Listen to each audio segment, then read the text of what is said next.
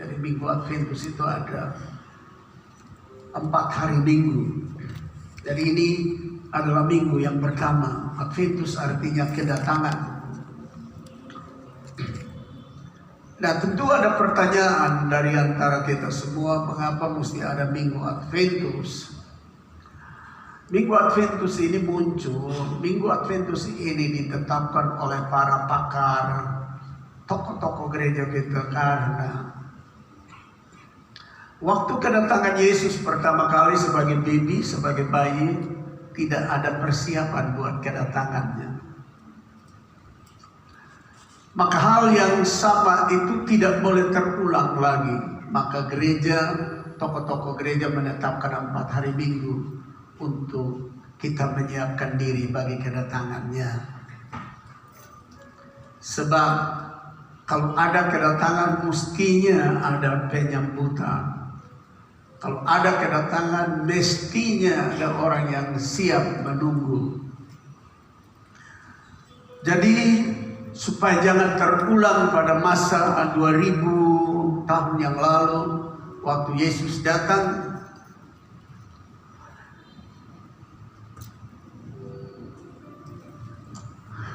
tempat tidur pun tidak disiapkan, sampai harus tidur di palungan. Bidan pun tidak disiapkan.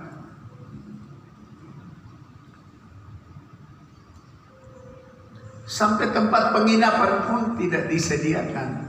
Harus ada di kandang domba kan. Banyak orang di Bethlehem mengatakan no room.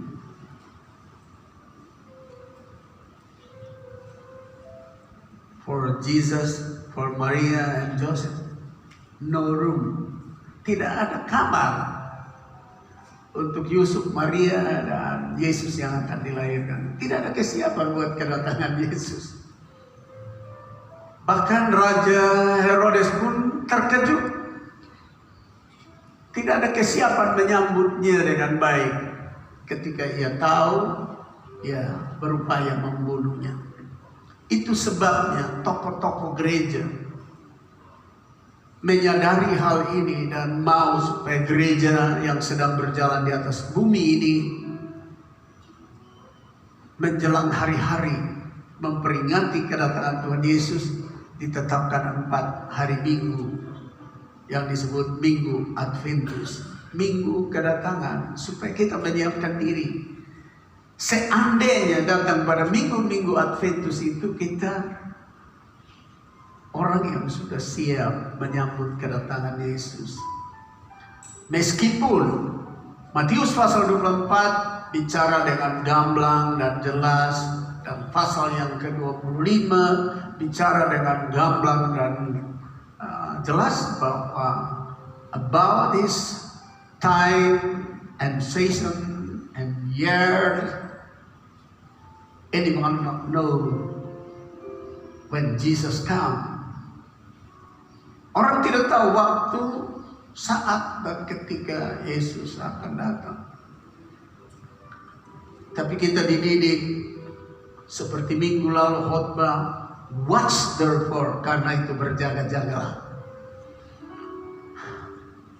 Dan saya harap bahwa di Minggu Adventus ini kita makin lebih kusuk merenungkan kasih dan rahmat dan anugerah Tuhan buat kita. Memang apa yang saya ngomong ini sulit dipahami dalam umur-umur di bawah 60 tahun. Sulit dirasakan dari hati. Tapi bagi orang-orang yang sudah umur 60 ke 70 mulai punya rasa lebih tajam, rasa lebih keras. Kasih Tuhan itu, saya tidak membuat diskriminasi, tapi ini realita. Karena mungkin orang umur semakin tua itu makin berpikir waktu mati dekat ya. Waktu berhenti dekat, dia punya hati kalau dalam Tuhan itu pikir. Kalau lihat orang susah saja berpikir, aduh bagaimana bisa tolong. Kalau lihat dengar orang tidak ada makan di rumah, kita berpikir bagaimana bisa tolong. Tapi waktu umur 60 ke bawah, belum begitu pikir, itu urusannya. Tapi kalau sudah umur ke atas, sampai orang naik motor yang tidak benar saja, yang rusak-rusak, kita rasa kapan dia dapat motor yang lebih baik. Dulu tidak pikir itu. Kita mulai berpikir hal-hal yang baik, yang mulia, yang agung. Kalau kita jalan lalu lihat rumah orang reot, kita sedang mulai hati berpikir, kapannya dia punya rumah bisa jadi baik? Kapan dia bisa tinggal di tempat yang baik? Kalau kita jalan lalu kita lihat orang pergi cari air di rumah orang atau pergi cari air di sekitar, kita berpikir kapan dia bisa dapat saluran air dengan baik. Dulu tidak, tapi mungkin tambah usia kita mulai berpikir, waktu kita pendek di atas bumi, jadi mulai pikir tentang orang, mulai pikir tentang keadaan orang, mulai pikir tentang kesulitan orang, mulai pikir tentang situasi yang tidak enak yang dijalani orang. Di Minggu Adventus ini saya berharap, walaupun di dalam penyampaian saya itu seperti ada deskripsi perbedaan usia dalam berpikir, tapi sekali lagi saya berharap dalam sidang jemaat ini, mari kita berpikir, menyiapkan diri secara baik dengan berpikir mengasihi Tuhan, mengasihi sesama, love your God with your soul, with your mind, with your strength and power, with whole your heart, and love your neighbor as yourself.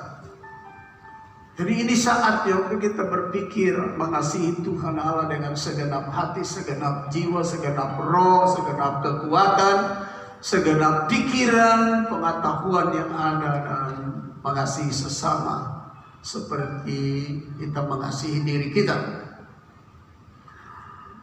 Ketika kita berpikir seperti itu, ketika kita diairi dengan pemahaman yang benar itu, bumi ini akan penuh dengan kemuliaan. Ruang lingkup di mana kita ada akan penuh dengan kemuliaan. Orang akan melihat kemuliaan. Nah, minggu pertama Adventus ini kita memperingati Ia yang akan datang. Pertama adalah sebagai pencipta, creator, yang kita tunggu. Yang kedua, He is the carpenter, yang kita tunggu ini tukang kayu. Dan yang ketiga, yang kita tunggu ini adalah tukang kebun, gardener. Dan yang keempat yang kita tunggu itu, He is the king, seorang raja. Dan hari ini saya khotbah yang pertama, He is the creator. Dia adalah pencipta.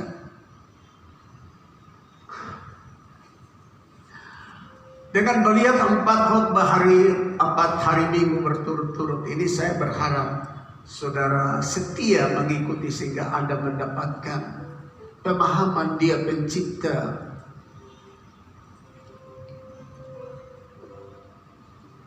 Dia tukang kayu, carpenter. Dia tukang kebun, gardener. Dia raja. He is the king. Dia adalah raja. Dengan baik sehingga kita menempatkan Tuhan di atas segala-galanya. Minggu Adventus, minggu yang mengingatkan kita,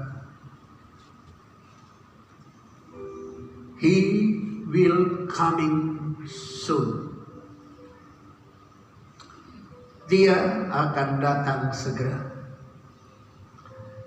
Nah, mari kami lihat bagian pertama hari ini tentang He is the Creator. Dia adalah pencipta. Sebagai pencipta yang kita tunggu. Di dalam Yohanes 1 mulai ayat yang 1 dan beberapa ayat kita membacanya dan kita mendapatkan peneguhan bahwa benar yang kita tunggu itu pencipta. Pada mulanya adalah firman dan firman itu bersama-sama dengan Allah dan firman itu adalah Allah. Ia pada mulanya bersama-sama dengan Allah. Segala sesuatu dijadikan oleh Dia. He make everything. He is the Creator. Dia ciptakan segala sesuatu. Dia adalah pencipta. Sekali lagi ayat 3 saya baca. Segala sesuatu dijadikan oleh Dia. Dan tanpa Dia tidak ada sesuatu pun yang telah jadi dari segala yang telah dijadikan. Without Him. That is Creator.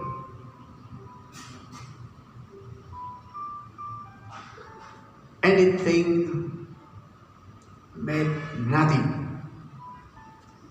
Tanpa Dia tidak ada satupun yang diciptakan atau dijadikan. Dalam Dia ada hidup. Dan hidup itu adalah terang manusia. Ayat yang ke-10. Ia telah ada. Belum muncul. Ia telah ada dalam dunia dan dunia dijadikan olehnya. Jadi Dia pencipta. Dunia dijadikan olehnya. Segala sesuatu dijadikan olehnya. Ayat yang ketiga, segala sesuatu. Ayat yang ke-10, coba dibuat sebuah deskripsi, yaitu ia telah ada dalam dunia dan dunia. Deskripsinya satu, dunia diciptakan. Dijadikan olehnya, hanya dunia tidak mengenalnya. Ia telah datang kepada milik kepunyaannya yang Ia ciptakan. Milik kepunyaannya yang Ia ciptakan. Menurut Kejadian pasal 1, semua diciptakan.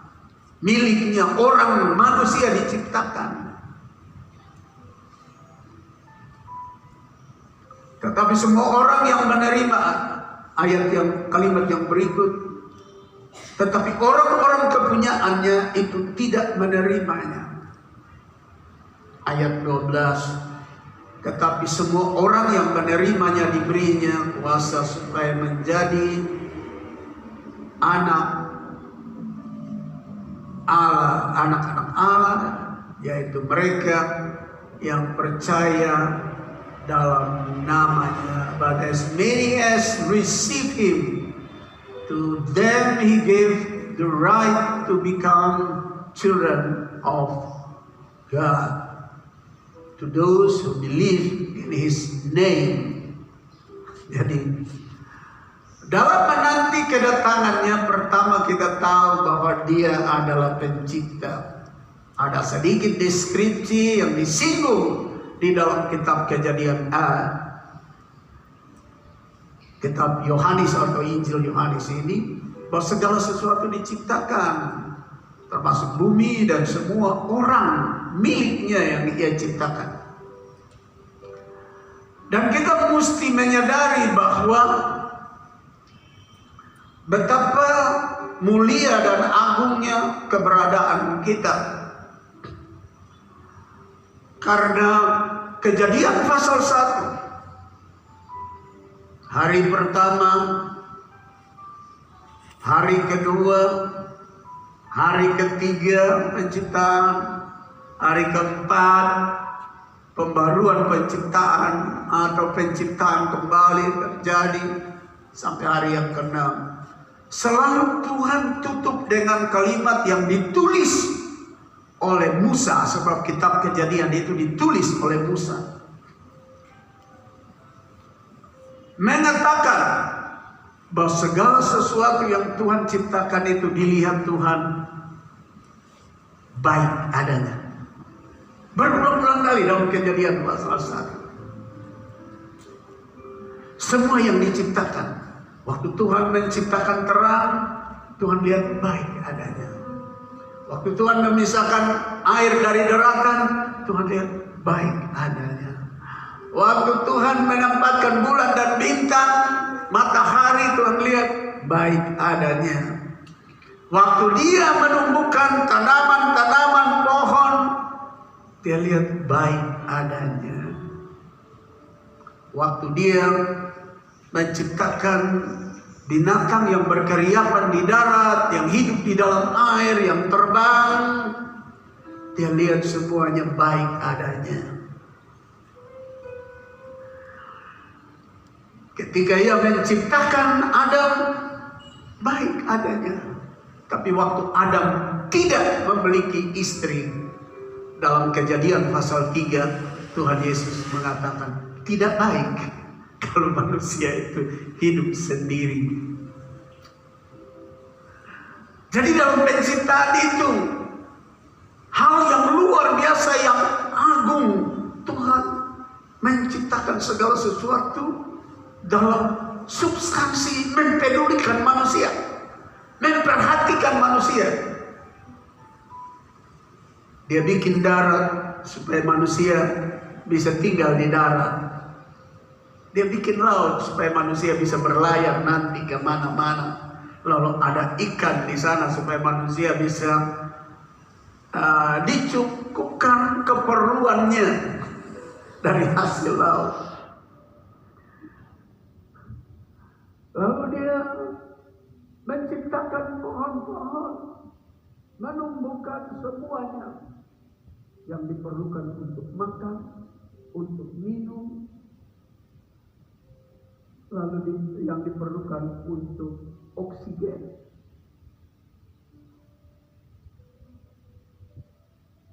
Waktu belum ada istri, belum ada suami, Tuhan bilang tidak baik kalau manusia itu hidup tanpa ada pasangan. Lalu pasangan yang diciptakan buat Adam bukan Lukas atau Matius, tapi Hawa, perempuan.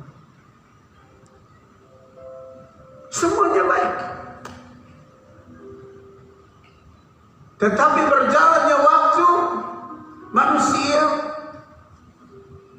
yang diciptakan yang sangat mulia dan agung itu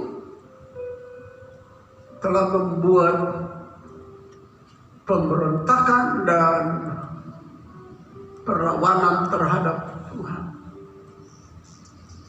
sebagai pencipta yang berkata semua baik.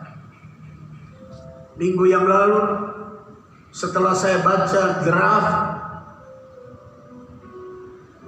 yang akan dijadikan keputusan oleh PBB memperkenankan laki-laki kawin laki-laki, kan ini upaya untuk menolak apa yang Tuhan sang pencipta yang kita tunggu itu menciptakan Adam dan Hawa, perempuan dan laki-laki menjadi suami istri, yang diciptakan sekarang mulai menolak, mengatakan tidak baik, padahal Tuhan bilang itu baik. Perempuan kawin perempuan boleh, lalu boleh mengadakan aborsi, pengguguran bayi sesukamu. Perkawinan boleh beberapa banyak istri, boleh beberapa banyak suami. Padahal Tuhan jadikan pasangan-pasangan laki-laki dan perempuan. Lalu Tuhan menciptakan segala sesuatu, keperluan dan kebutuhannya. Saya berulang kali mengingatkan bahwa sang pencipta menciptakan manusia, Dia tidak tempatkan dia di tanah tandus. Meskipun kalau kita lihat kebenaran bahasa Ibrani mengatakan bahwa Adam itu Musa tulis dengan kata Adamah. Kata Adamah itu berarti diambil dari tanah tandus, tanah liat yang tidak bisa tumbuh apa-apa, yang berwarna merah. Adamah. Tapi ditempatkan bukan di tanah tandus, tapi ditempatkan di Taman Eden, Taman Firdaus, di mana ada air limpah, ada sungai yang terbagi 4 masuk di taman itu, sehingga tidak susah air. Kalau NTT musim panas mulai susah sedikit air, tapi di sana tidak ada susah air.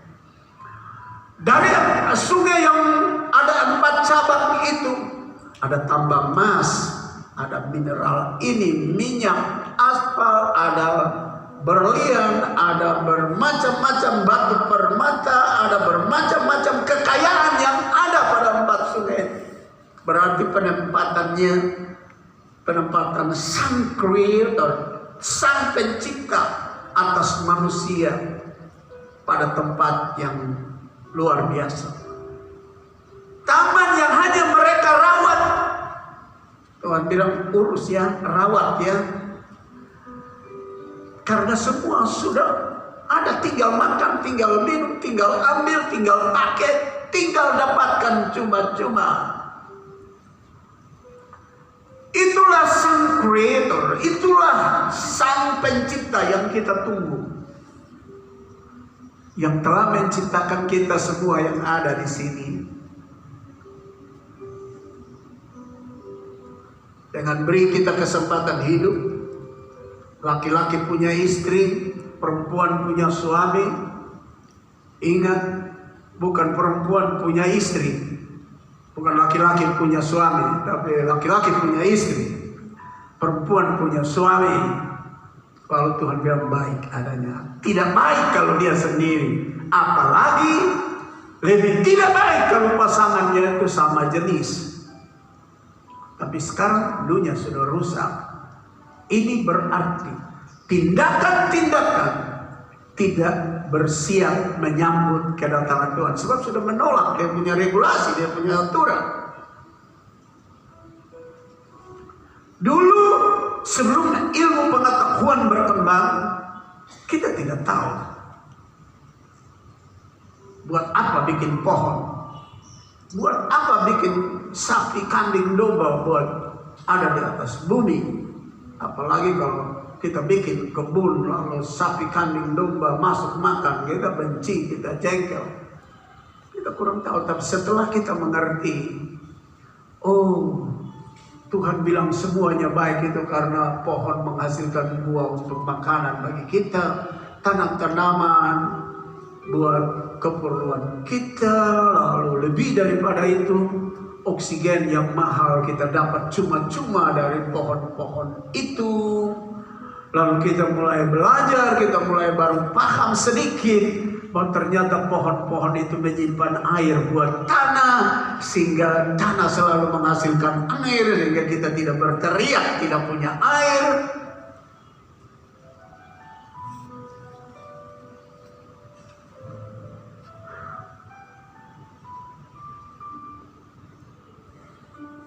Semua Tuhan siapkan baik buat kita. Dia ciptakan.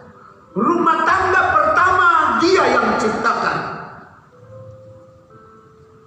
Maka itu setiap kali di dalam penggembalaan atau bimbingan pranikah, saya selalu kasih ingat pasangan. Ingat, kalau kamu dua sekarang mau menikah, jangan sampai kamu salah satu berkata, karena kamu punya inisiatif membangun rumah tangga, atau kamu salah satu yang berkata bahwa kamu adalah orang yang menciptakan rumah tangga. Karena saya yang ngomong dahulu bilang I love you, lalu yang satu yes I love you too. Tapi sadarlah, kamu hanya pelaku daripada apa yang Tuhan sudah perintahkan. Tapi pencipta rumah tangga itu adalah Tuhan. Dia yang ciptakan. Kejadian pasal 3 itu mengatakan tidak baik kalau Adam sendiri. Berarti dia ciptakan rumah tangga. Kalau dia menyiapkan Hawa, dia pencipta.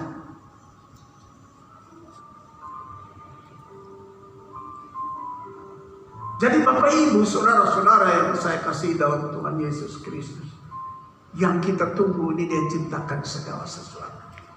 Dia yang ciptakan masa depan kita, dia yang ciptakan perjalanan kita hari ini, dia yang ciptakan keadaan di sekitar kita sampai detik ini. Nah, dia itu adalah firman. Kejadian pasal 1, Allah berfirman, maka jadilah terang. Allah berfirman, maka jadilah pohon tumbuh-tumbuhan. Allah berfirman, maka terjadi perpisahan air dengan darat. Allah berfirman. Yohanes pasal 1 mengatakan bahwa firman itu bersama-sama dengan Allah. Berarti apa yang Allah berkata, Allah berfirman sama dengan Allah beryesus. Sebab firman itu yang telah menjelma menjadi manusia, namanya Yesus. Bersama-sama Trinitas Agung yang tidak terpisahkan itu adalah pencipta. Yohanes pasal 1 ayat 3, segala sesuatu dijadikan oleh dia dan tanpa dia tidak ada satu pun yang tercipta.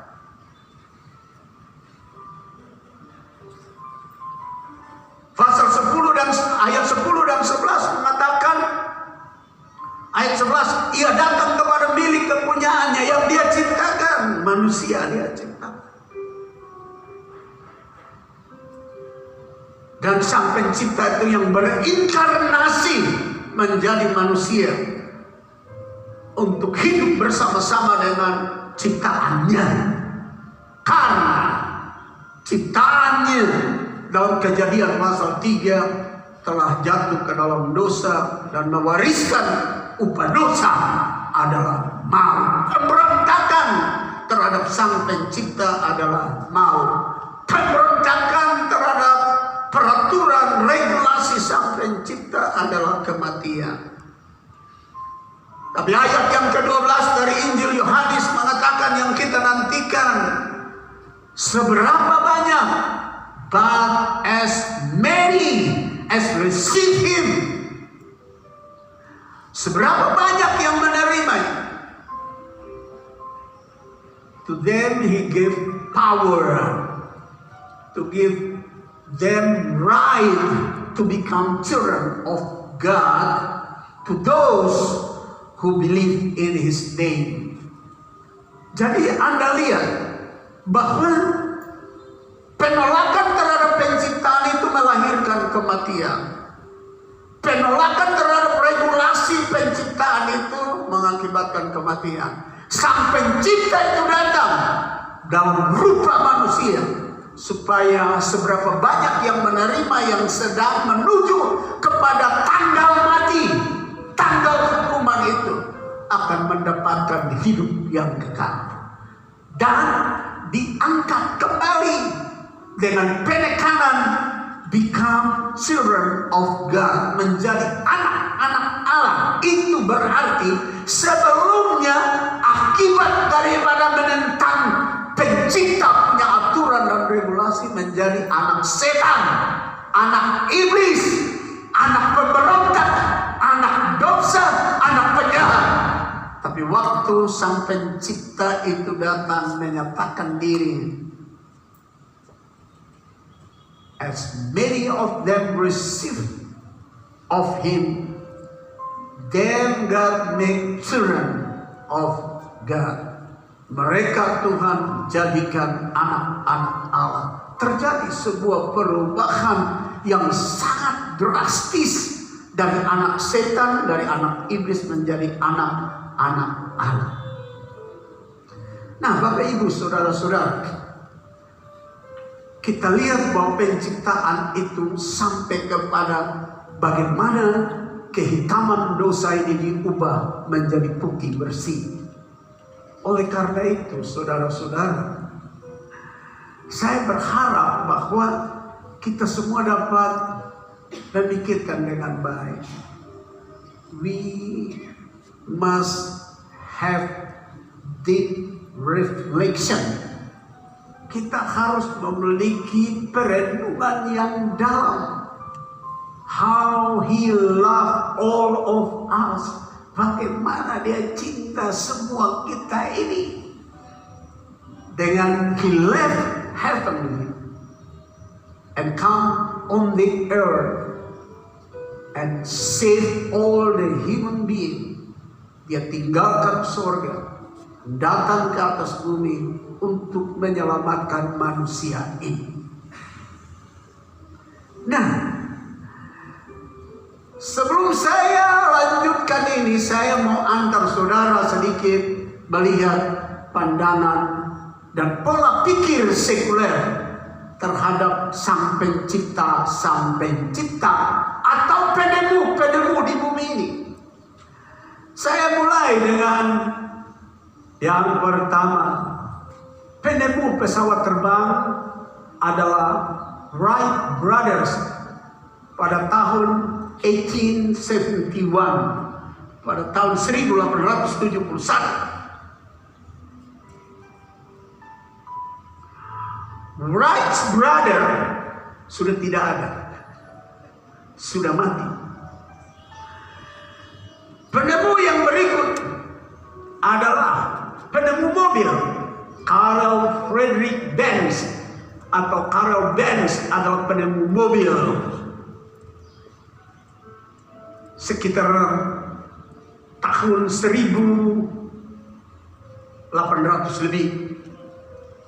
Yang ketiga, Thomas Alva Edison pada 21 Oktober 1879. Pada tanggal 21 Oktober 1879 lahir lampu pijar listrik pertama ditemukan oleh dia, penemu pencipta. Yang berikut, penemu komputer pertama kali Charles Babbage dari Inggris pada tahun 1822. Lalu pada tahun 1893 Rudolf Diesel berhasil menemukan mesin diesel. Dan semua mereka memiliki hak paten atas penemuan hasil ciptaan mereka.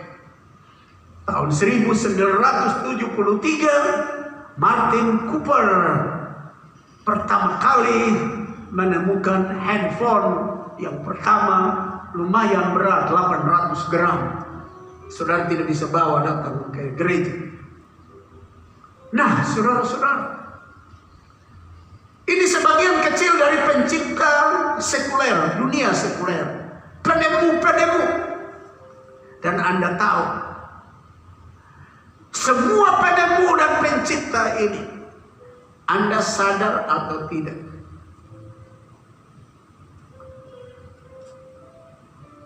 tapi setiap kali saudara beli satu HP, gadget atau handphone, tanpa saudara tahu dari harga pembelian itu, sang pencipta dapat penghormatan sekian rupiah. Tanpa saudara tahu. Waktu pabrik menciptakan satu HP, pabrik sudah tahu bahwa hak cipta, hak paten harus diberi penghormatan dengan mendapat sekian persen dari setiap HP. Setiap bola lampu ini tercicta di pabrik-pabrik. Saudara beli tanpa saudara sadar, saudara sudah membayar, memberi penghormatan kepada dia, karena kepada Alva Edison sudah mati. Dia punya turunan dapat. Pabrik tiap menciptakan satu bola lampu, sudah tahu harus berikan kepada pemilik hak paten berapa persen dari harga lampu itu. Pemilik pabrik mobil pun tahu itu. Kalau dia bikin satu mobil, penemu pertama punya hak paten. Harus diberikan. Saudara naik pesawat terbang, tanpa saudara tahu tiket yang Anda beli sudah ada berapa persen buat Wright Brothers, walaupun mereka sudah mati. Dan pabrik pesawat terbang, setiap kali memunculkan semua pesawat terbang, mereka sudah tahu berapa persen untuk pemilik hak paten. Sebagai tanda terima kasih, penghormatan, dan pujian bagi pencipta, bagi penemu. If seculars, they know how they give thanks and pay attention to the inventor. Kalau manusia dunia tahu bagaimana mereka harus beri penghormatan dan penghargaan kepada penemu, to inventor. How about you and me in the church? We know about the creator. Bagaimana tentang saudara dan saya? Kita tahu tentang pencipta. Yang pencipta sekuler, dia ciptakan mobil, dapat penghormatan, penghargaan, dan lain-lain. Sebentar berakhir semua. Tapi dia yang menciptakan kita, kita punya status ini, hakikatnya kekal. Seberapa banyak kita menyadari diri, apa yang kita harus buat kepada sang pencipta itu.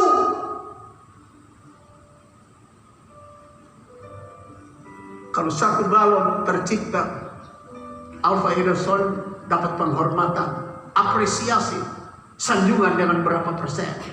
Kalau satu komputer tercipta, yang penemunya dapat berapa persen sebagai bukti. Dunia memberi penghormatan, dunia memberikan apresiasi. Kalau satu handphone diciptakan, dunia tahu penemu harus dapat berapa persen sebagai penghormatan,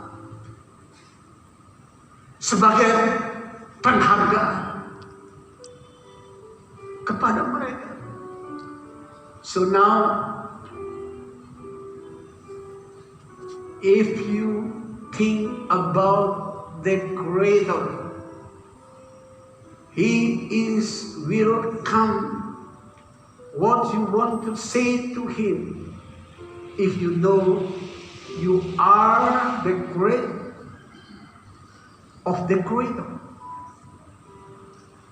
Bagi kita semua yang sekarang dapat berpikir bagaimana Ia yang akan datang sebagai pencipta kita, apa yang kita harus lakukan di dalam masa Adventus ini.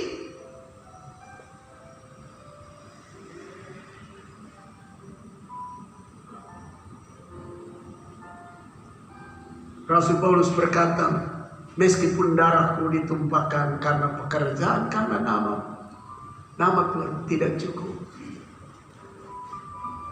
Meski tubuhku dan semua yang aku punya berikan tidak mengimbangi kasih Tuhan. Sebab in Psalm 24, dalam Mazmur 24, everything, all thing on the earth, on the sky, and below the earth, that God is. Mazmur 24 ayat 1 mengatakan semua yang ada di atas bumi dan yang ada di langit, yang di bawah bumi, semua milik Tuhan. Apa yang kita mau berikan as the honor and praise to the Lord, sebagai penghormatan dan pujian and thanksgiving to the Lord, dan ucapan syukur kepada Tuhan. Harta, uang, hidup dipersembahkan pun Paulus bilang tidak cukup. Ada introduksi dari sorga. apa yang kita harus berikan waktu Yesus datang 2000 tahun yang lalu. Mari kita lihat di dalam Lukas pasal 2. Dan tiba-tiba tampaklah bersama-sama dengan malaikat-malaikat yang sejumlah besar bala tentara sorga yang diintroduksi buat kita lewat pernyataan ini adalah memuji Allah dengan sungguh-sungguh. Katanya kemuliaan bagi Allah di tempat yang maha tinggi dan damai sejahtera di bumi di antara manusia yang berkenan kepadanya. Jadi introduksinya, uang tidak cukup, harta tidak cukup, diri kita tidak cukup, tapi dia minta ada sanjungan, ada pujian, ada hormat dari your deep heart.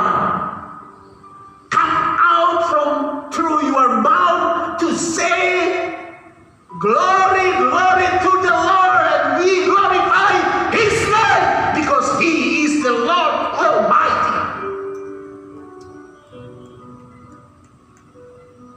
Harus keluar dari dalam kedalaman hati kita yang diajarkan untuk berhadapan dengan Sang Pencipta, memuji Dia, mengagungkan Dia dari kedalaman hati melalui mulut kita dengan sungguh-sungguh.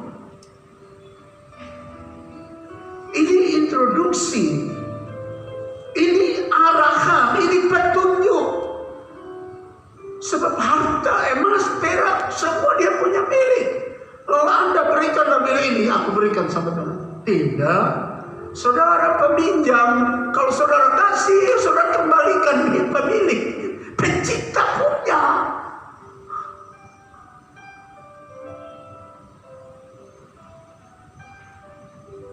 Karena itu Bapak Ibu Saudara-saudara, di Minggu Adventus yang pertama ini, He will come as a creator. Ia akan datang sebagai Sang Pencipta. Dan what we must do when He comes. Lalu apa yang kita harus lakukan kalau Dia datang? Now till the end your life. Mulai dari sekarang sampai akhir hidupmu. Kalau manusia dunia tahu mengapresiasi dan berterima kasih kepada penemu dan pencipta, kita mesti more than them. Kita harus lebih daripada mereka. Sebab mereka dapat penghormatan dari hasil ciptaan yang akan lenyap di bumi. Tapi kita diciptakan dan kita mendapatkannya dengan posisi status kita, hakikat kita kekal. Berikan sanjungan bagi Tuhan. Mari kita bangkit berdiri.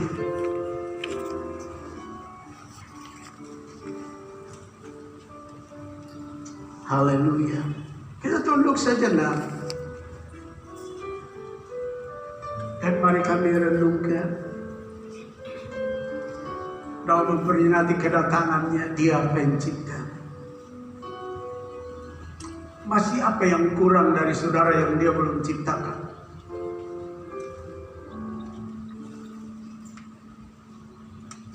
Katakan kepada Tuhan. Dan sebelum engkau katakan, Anda dan saya mesti buat sebuah decision, sebuah keputusan untuk berterima kasih kepada Dia yang akan datang sebagai Pencipta. He allowed you and me till this time still have breath and life. Dia masih izinkan saudara dan saya untuk bernapas dan memiliki hidup. He is the creator. Ia adalah pencipta. Ada pertanyaan, masih apa yang kurang yang belum diciptakan? Pekerjaan, usaha, jabatan, kedudukan, calon suami, calon istri, He is the creator. Dialah pencipta. Return to Him and kneel down and give His honor. Kembali kepada Dia, berlutut dan berikan hormat kepada Dia.